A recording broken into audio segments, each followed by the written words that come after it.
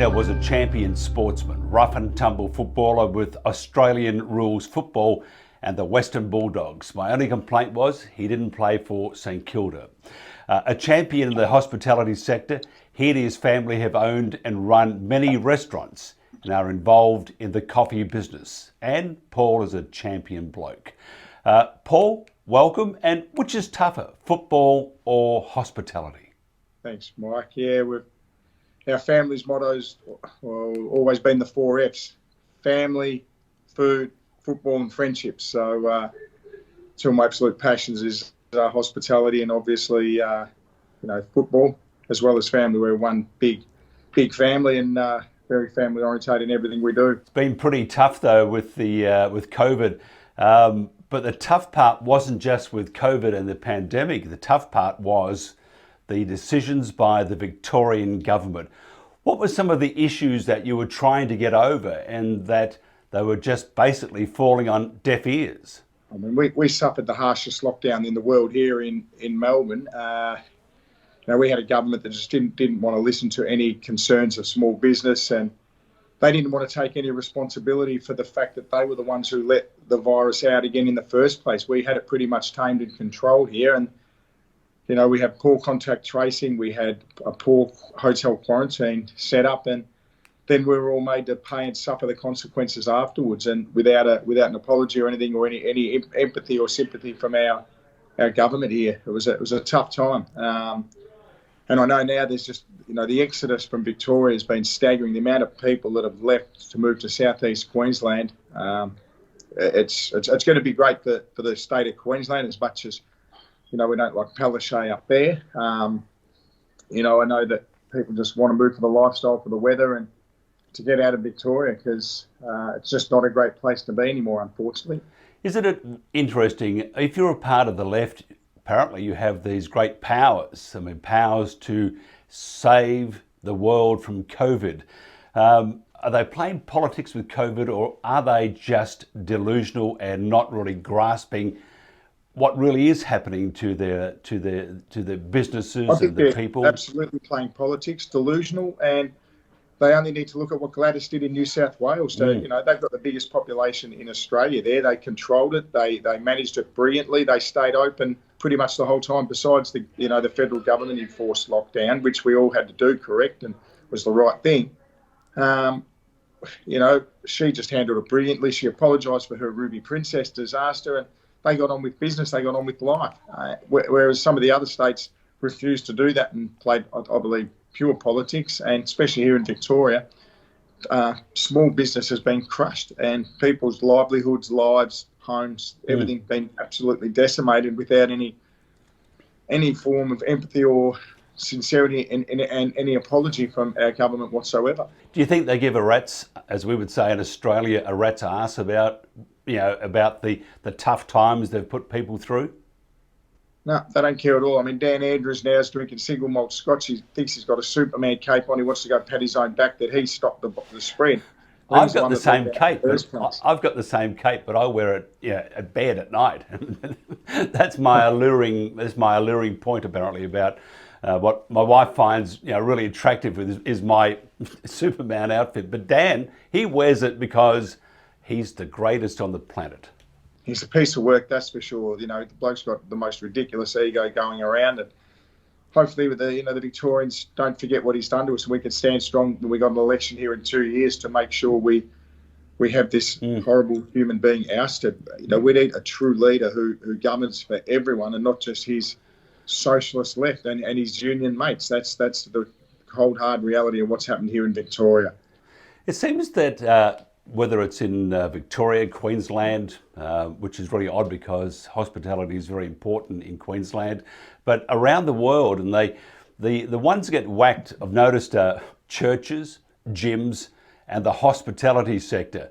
Why is the attitude towards hospitality such? I can only assume it's just because you've got booze involved, and I suppose I'm assuming that the governments think that when the booze is involved, people are going to let their inhibitions go. They're going to not socially distance. They're going to hug. They're going to kiss, and they're going to, forget any of the protocols that need to be in place at the moment with COVID.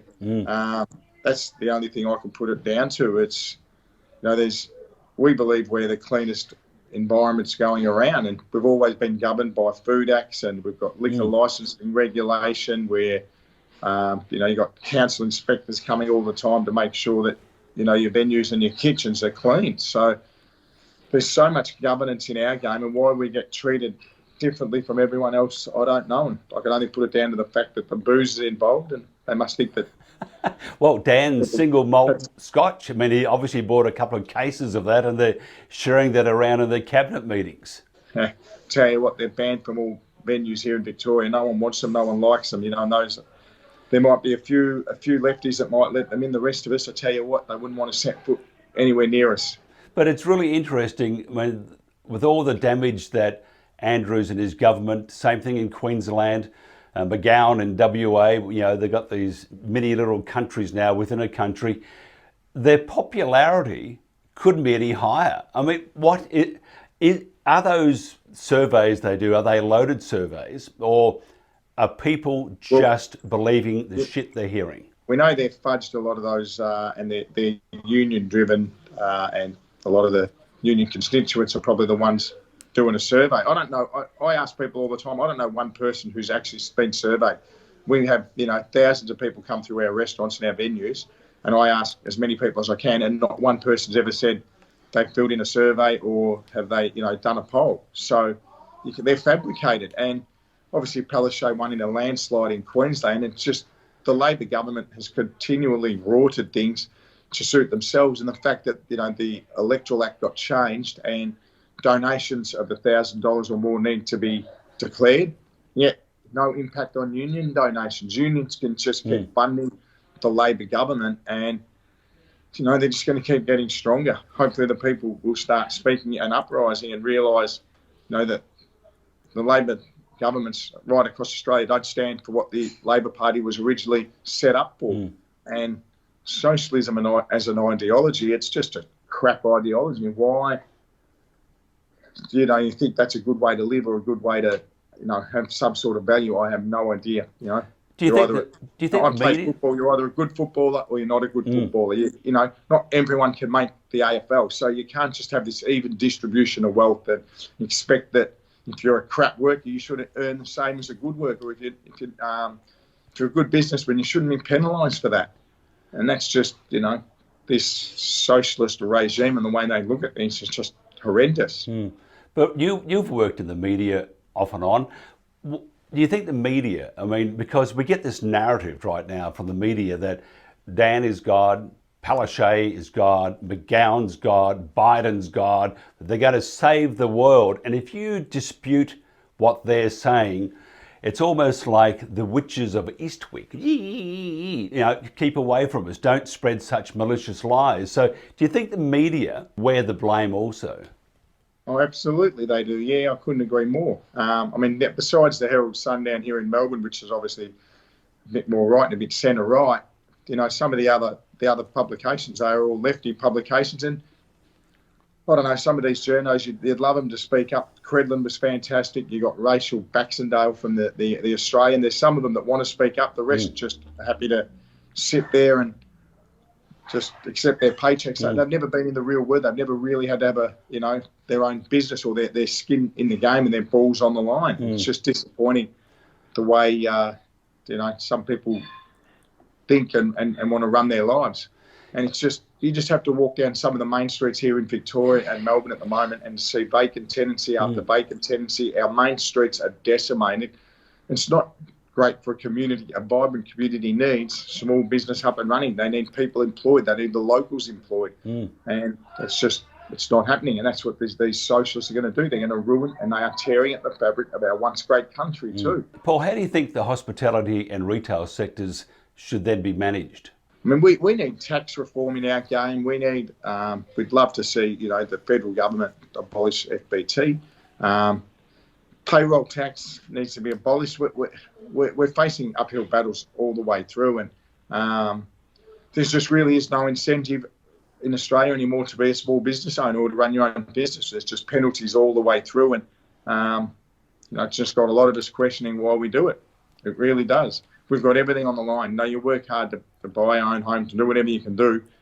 And at the moment, there's financial Armageddon. A lot of people are faced with losing everything, absolutely everything. It's quite confronting. Keep going back to the same issue, though. It's a worldwide problem. Governments obviously are being advised by the medical experts or advised by their advisors to go down this track to save their constituents, to save their state or city or country or whatever. It seems to be working, and it's all crap, isn't it? It is, absolutely. It's just not great at the minute. And there's just the mental health impact, the mental health problems that are out there. A lot of the police officers I talked to, they were going through, a lot of stuff through COVID that they'd never seen before. The amount of suicides have gone up again, that the government wants to crush all these, the data around this. I don't want to talk about it.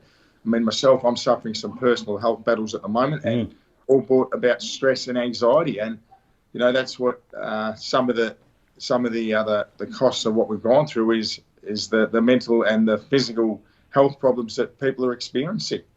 The cost of the shutdowns has been horrendous. How do you see and count the cost on a personal and also on a wider level? Personally, it's, I'm pretty strong and Brazilian. I'll come through. My health, that's another thing. And I'm working through that. Obviously, at the moment, I'm having weekly chemotherapy, and I'm starting to turn the corner with my health. But it's been, it has been a really, really tough time for a lot of us down here. Just, I suppose, there's that emotional stress, there's physical stress, financial stress, and once it all combines together, it can leave you in a pretty bad place. So, and I can empathise with anyone that's going through it at the moment. So, you've got governments down here saying we're in this together. That's just absolute rubbish. That we're not in it together. Our public sector all got pay rises through this period. The rest of us have taken pay cuts. Our staff have taken pay cuts, and we just can't keep this welfare up forever. Once JobKeeper goes, and some of the muppets down here in Victoria think that JobKeeper is actually coming from Dan Andrews. They don't believe it and don't understand it's a federal government thing. How long do you think it'll take for the industry to recover its losses, and how many businesses will close, do you think, permanently? At this stage, I'd say good 30 to 50% of small business here in Victoria is shut for good. They won't recover. How long will the recovery take? I'm not sure. Everything's centred around here in Victoria is all centred around major construction of primary schools, all that sort of stuff. But I think our population boom here in Victoria is going to go the other way. Everyone wants to move. They want to move to New South Wales. They want to move to southeast Queensland. So I think some of our infrastructure builds are going to be a waste of time. We're just not going to have the population anymore. And also with international travel too, students are finding it almost impossible to come to school in Australia. The tourists aren't coming, and they're always an important part. I'll give you an example. At the Gold Coast, for example, the Currumbin Wildlife Sanctuary, it relied on about 60% of business from international tourists. So you can imagine how they're doing, and if you move that to other businesses across the board, it's really, really tough, isn't it? It is, absolutely. Yep. The fallout will continue for a while yet. I don't think our borders are going to open for a good 6 or 8 months, maybe longer, to international tourists. So that's what Australia, we really do rely, especially Queensland, the tourism there, Port Douglas, Cairns, all your far north Queensland really do rely on not just the domestic tourism, but the internationals coming here to see some of the great wonders that Australia's got. Hopefully we can get through this little crisis and come out better. And I think a lot of us are wiser as to what we've got to do moving forward. But as I said, small business, it's just fraught with danger now, and people are probably really questioning whether or not they want to go into their own small business. You had enough problems beforehand. Business is never easy, and it was people seem to forget we weren't flying all that well prior to COVID, and then when COVID sort of hit, it just exacerbated the whole issue of how tough business is, and with no money coming in, it makes it even tougher. Can you tell me? I just need to know what the Politburo Kim Jong Andrews has done in Victoria at the moment, or Melbourne. What are the restrictions you have? Are you allowed to have people, more than, say, 30 or 40 people, or what? We're all confused down here. I don't even know what the rules are anymore. We still have to wear a mask when we're indoors. We only allowed a certain amount of people in our venue, so we're allowed 100 in our venue here in Melbourne. Some of the other rules, I'm even not sure. I think you're only allowed 10 people in your house. We've tuned out. A lot of us don't give a shit. We're over listening to this dictator. We're over listening to the rubbish that comes out of his mouth, and we're over being told what to do 24/7. It's just like we literally are confused with what the rules are. And I had a few friends in here last Saturday who are old schoolmates having a little reunion, and 2 of them are police officers. And they got no idea what the rules are anymore. So, it's confusing. We want to get back to normal. We want to stop having to listen to a dictator telling us what to do, how to do it, when to do it. As I said, what the rules are, I couldn't exactly tell you. I've tuned out and I don't give a shit about them anymore. We all want to get back to living normally and tune out to being dictated to every day of our lives. In California, they've stopped restaurants dining at all, people dining in at restaurants at all until December 21, which is bad enough. But for Christmas, this is how nuts government is around the world. A guy called Dave Rubin said that governments are really good at coming up with a solution for a problem that they've created in the first place. But how's this for a wacko thing? That for Christmas, you can have some members of your family there, but you are not allowed to sing too loudly because it might spread the disease. I mean, is that nuts, or is that nuts? God, some of the rules are just crazy, aren't they? You wonder with the wisdom and who comes up with them. And that's what we found here in Victoria. You sit there and you just be gobsmacked by some of the things that our government could come up with, and you think these people are meant to be smart people, and they got no idea about the real world or what's going on at all. Some of them, like Dan Andrews, have never had a real job in their life. All he's gone is took him 7 years to do a 3-year arts degree. That's how stupid the bloke is. Uneducated. Well, he's educated. He's got an arts degree, but as I said, it took him 7 years to do it, and all he's done is politics all his life. And you know what? He's a good politician, average person, average human, but a very good politician. They'll give him that much. Hey, are you concerned about something similar happening again? Absolutely, yeah. This bloke will shut us down any chance he gets, and especially hospitality. He can't wait to shut us down. You watch, if there's another case or two that appears soon, he'll throw us into another hard lockdown for at least a week. I can see it coming. It's all there. All his language is negative. Every day his rhetoric's the same. This thing spreads wildly. It's going to get you, and there's no positivity to anything that ever comes out of that bloke's mouth. He was obviously the kid that was bullied at school. You can tell it. He's got big ears. It doesn't use them to listen. He would have been bullied at school, so now it's his chance to come back and bully the rest of us and try to bully us into submission. I mean, we're hoping we could see the back of him. I've just joined the board of a mob called Change Victoria. I'm not going to. I will. That's probably my first foray into politics. But, we're determined. There's a lot of Victorians, a massive lot of Victorians, really determined to make sure we see the back of Dan Andrews and his socialist left government. So I'll be doing everything I can in the next 2 years to ensure that we see the back of this absolute cruel monster. So, watch this space is all I'll say with that. If you were an umpire and Dan Andrews was a player, how many weeks would he get, do you think, for his misbehaviour? God, for his behaviour, I'd give him a lifetime ban, to throw the book at him, that's for sure. You just want someone who shows a bit of empathy, a leader who wants to listen, or a leader who's willing to lead for everyone, a leader who's willing to do what is right for everyone rather than just his own little union mates at socialist left. I just hope people can see that and start seeing through the facade of what this man actually is and what our Labor government here in Victoria and some of the Labor governments around Australia are actually doing at the moment. So, we just need to get back to a little bit of middle ground and live a life that we don't have to live. And, all dictators like Dan they rule by fear, they rule by power, and they rule by division. And that's clearly what's happening here in Victoria. Just quickly, talking about more positive things, tell us about what Paul is doing at the moment. I know you offloaded a couple of restaurants on the Gold Coast, but tell us about the Dimattina empire that's expanding, hopefully. Well, the empire's probably diminished a little bit. We received a few offers for our restaurants in Broadbeach, so we did sell Mario's Beachside Pavilion, which we've been there for over 20 years, and we just got to good offer, and we settled yesterday. So it was probably a great relief. The business had been fantastic to us, but we thought the time was right and the offers were good. So we took them. Here in Melbourne, I have Lamaro's Hotel. It's a little gastro pub in South Melbourne, and also another place in Lygon Street with my father called Il Gambero. And yeah, the empire's probably diminished a little bit, but it's probably that we believe the right time to cash up and maybe sit on our money for a little while and just see where the world takes us and what happens in our country in the next 6 to 12 months. But I dare say we will open up something again in Broadbeach, in the next couple of years. That's for sure. We love the area and we love the place, and we've got a great affinity with a lot of the people there on the Gold Coast. Just think, before we go, somebody who's flying down to Melbourne. Bag of masks, of course, just in case you're arrested for not wearing your mask. I have my Yogi Bear one, by the way. But flying down to Melbourne, they think bit of a nosh up, a few wines, a few drinks, head to Lamaro's. What would you suggest? Obviously, come down. We're in South Melbourne, the leafy end of Cecil Street in South Melbourne.